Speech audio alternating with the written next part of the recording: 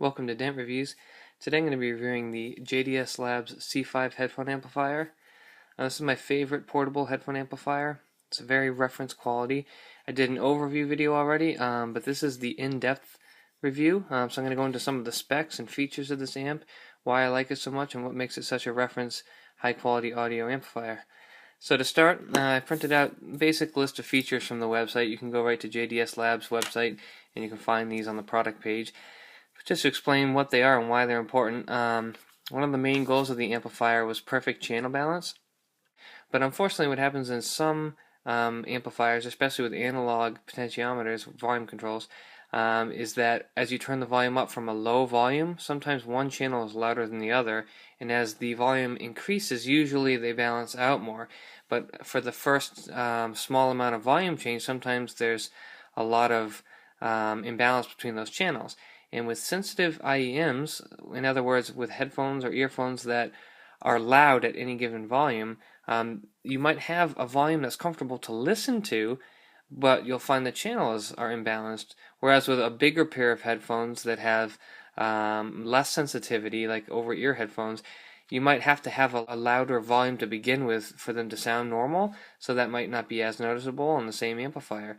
So, nonetheless, what John at JDS Labs has done is given perfect channel balance in the C5 amplifier. So at any volume with any earphone, from 0 decibels to the highest volume, the channels are extremely linear. As a matter of fact, if you look at the specifications, the channel balance is within 0.55 decibels at all volume positions. That's about half a decibel balance. That's incredible. So that's very good.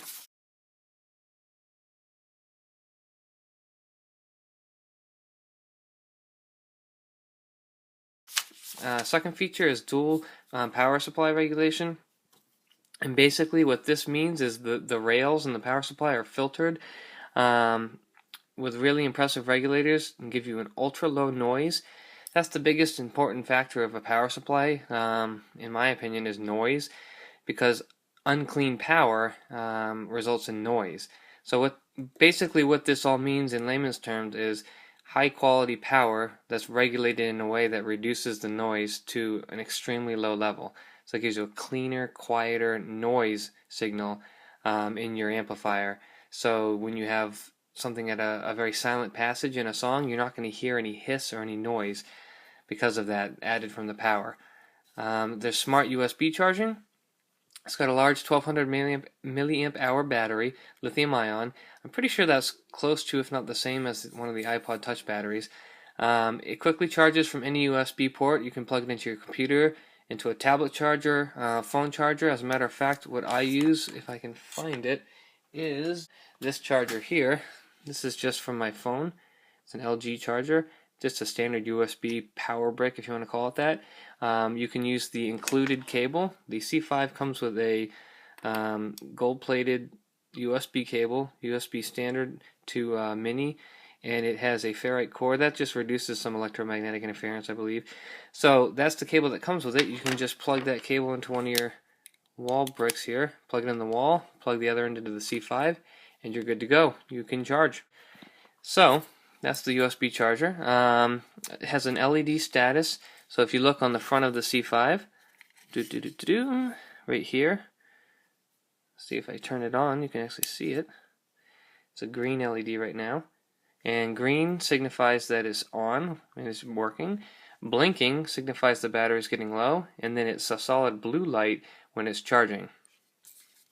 I'd say out of my battery, it's hard to gauge, because I use it so differently. I use it sometimes continuously for 8-hour sessions. Sometimes I use it for an hour here and there. But I would say that I get the estimated battery time, which for me is pretty good. I'd say it's probably 10 to 15 hours, somewhere in between there. And they rated it at 11 to 14, so that's right around what I get. I would say more than usual, I get closer to the 15 hours. The charge time to get back to full battery claims 2 to 4 hours. I actually think that I get probably around 2 hours to get a full battery charge. I usually don't let my battery die fully, though. I do use it a lot, but it's never to the point where I stop using the C5 because my battery died. So in that case, maybe it would be closer to 4 hours, but I'd say I get about 2 to 3 hours on average. And then the C5 also has what he calls configurable sound. Basically, it has dual gain levels. So on the C5 amplifier, you'll see that there's a gain switch, which is part of the volume knob. And what you do is you press the volume knob in, and it switches from low gain to high gain. And if you look at the specifications, you'll see here, there's a 2.3 times gain mode, which is low, and a 6.5 times gain mode, which is high. So it's got plenty of power for any in-ear monitors that I've ever thrown across it. It also has plenty of power for some of the larger earphones like the Sennheiser HD 600 or 650. Earphones and headphones alike is pretty powerful. There might be some headphones out there that are really high impedance and really power hungry, and this might not give you the volume you need. I'm not sure, I haven't run into that yet, but for most earphones and powerful headphones, this is going to give you plenty of juice. Now, this originally shipped with one bass boost level. So you switch off for no boost and on for about, I think it's 6 to 8 decibel boost, somewhere in there, at 80 hertz. I want to say it was 6 decibels, or 6.5. And it's at 80 hertz, just to give you an idea of this bass boost. It's an awesome bass boost for a lot of earphones. If this is your graph, and this is, let's say, 80 hertz, this is just off memory too, by the way, this is 20 hertz, and let's say that this is 1000 hertz. From my understanding, it peaks at 80 hertz, and from the graphs I've seen and the sound that I hear, as it peaks at 80 hertz, it kind of rolls off back down pretty quickly and then gradually slopes to the 1000 hertz mark. So what you get is a pretty sub-bass dominant bass boost, a little bit of mid-bass in there, and then a very, very small amount of mids boosted, if you want to call the 1000 hertz the mid area. So for a lot of earphones, what this does is it provides you a very clean and deep bass. It's not muddy. It doesn't detract from details very much, so it's a very nice bass boost. Now, what they've done, I kind of begged John for this, and thankfully he added it to the C5D and now to the C5 as well, and that is a multi-position bass boost. So if you can see, I can switch this halfway or all the way, and what that does is you have the off bass boost, and then you have a halfway setting, which is about 3 decibels, and then a full setting, which is about 6 decibels. So you can even get a nice fine control in between that. So if you want a little bit less bass for an already bassy headphone or IEM, you can use the low setting. And for a bassless IEM, you can use the high setting and kind of customize it to your liking. So that's a very nice feature. I'm extremely happy that he added that, because that is really awesome.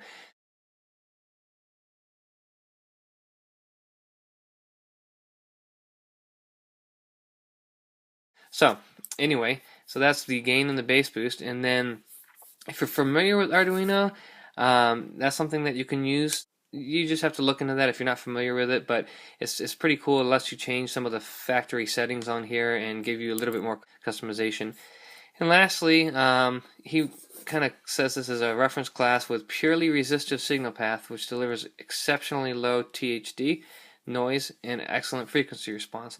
And what that means, again, in layman's terms, the frequency response, in my opinion, is probably one of the most crucial sound quality factors of any headphone, earphone, speaker, amplifier. I think that's the #1 thing that dictates the overall sound quality. Don't get me wrong, all the other specifications are very important, but I've heard systems that have high levels of distortion but a very flat frequency response, and even though it's not something I'd prefer to listen to, the overall frequency response being flat made things sound very open and easy to hear with distinct instrument separation.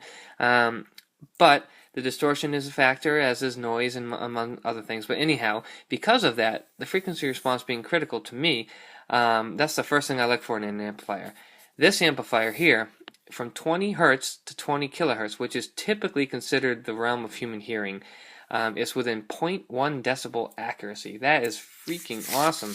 So, if you were to look at this graph again, from 20 to 20,000, basically it's saying that from that 20 hertz, the frequency response never dips up or down more than 0.1 decibels. That's extremely flat.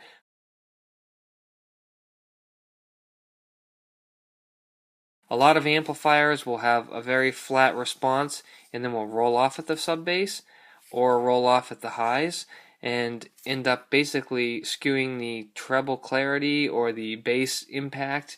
So that's very nice, great frequency response, excellent frequency response. Total harmonic distortion is extremely low. I mean, that's incredibly low.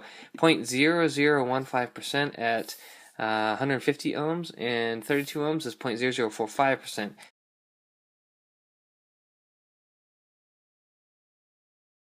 So basically, if you had a large headphone that had 150 ohm impedance, you're going to get this value. If you had a small in-ear monitor with this, you're going to get this value. Either way, that's extremely low.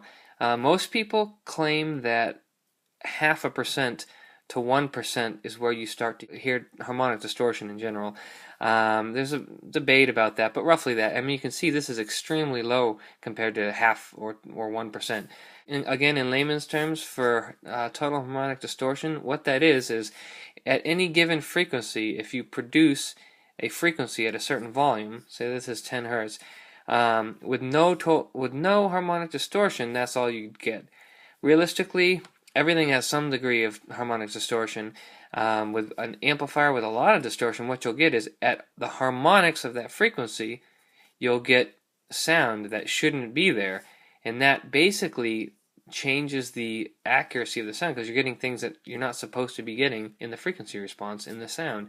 So with an amplifier like the JDS Labs C5, you might have that frequency, and then the harmonic distortion level is so low that you barely even hear it. I mean, that's probably not even, I mean, the difference would be like, that. I mean, it's incredible. So there's no audible harmonic distortion. And that's pretty well agreed upon by anyone that, discusses harmonic distortion. Those levels are just excellent. Anyway, noise level is negative 105 dBu. That is extremely low as well. Very good crosstalk measurement. Interchannel phase, excellent. Basically, all of these factors come into the reference aspect of the sound. So, for instance, the noise. The lower the noise, the darker or blacker, as they call it, the sound in the background of your music. So, if you have, a note of an instrument play and then that instrument stops, once that instrument's music note dies down, there should be no noise. There should be dead silence. Well, this is dead silence. I mean, compared to the audible decibel units that you hear, this is infinitesimally small, so you're going to hear no noise behind that music. What that does is it increases the perceived range between noise and no noise, and it gives you a much cleaner audio signal. So that's awesome. We already talked about channel balance. And then the output, for anyone who has any specific need, you can see there the different voltage output ratings. For 600 ohms, you have 4.146 volts RMS, and 150 ohms, 3.8, 32 ohms, 1.1. So it's very powerful, very capable amplifier for a portable amplifier.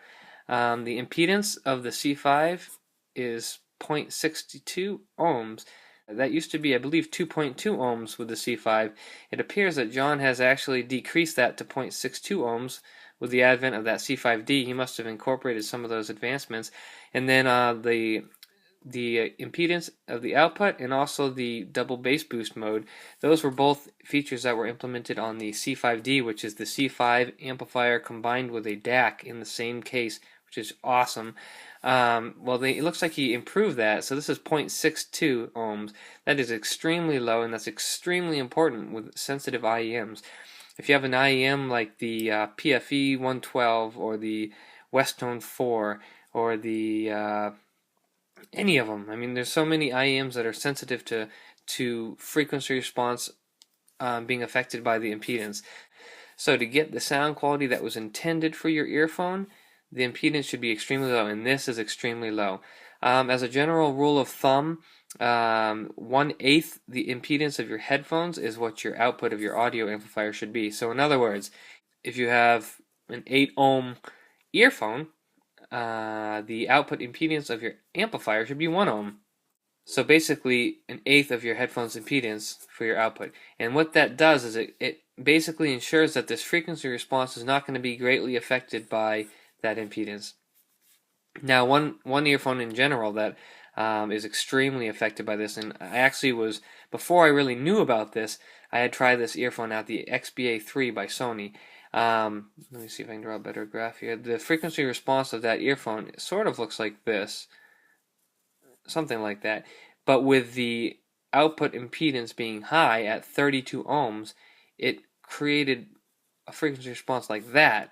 Now, you can see the difference here. This is fairly neutral with a dropout in the mids and a little bit of boosted treble, whereas this is no bass and a lot of treble. And I actually was turned off by the XBA series when I first heard it because I was using it on an interface on my computer that had a 32 ohm impedance, and it just sounded tinny and thin, and I was not impressed.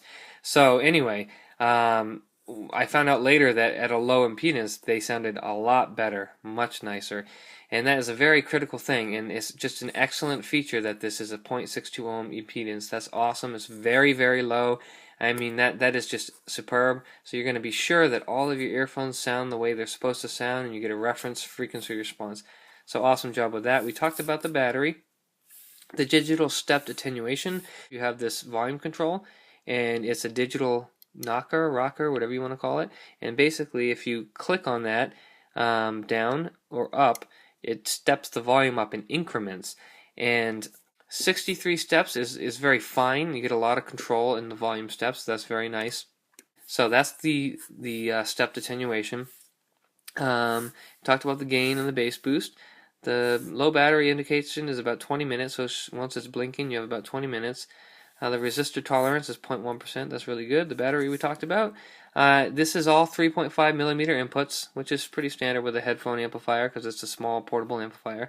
For charging, it uses that USB cable I said, and the charger port is on the back. And then this is the power button. Nice little icons on there engraved on the panels. That's nice. And then lastly, the dimensions of the case is 99.5 millimeters by 61 millimeters by 14 millimeters, and it's about 4.2 ounces, so it's pretty light. That pretty much sums up all the sound quality specifications. Now I'd just like to go into a couple other features that I like about this.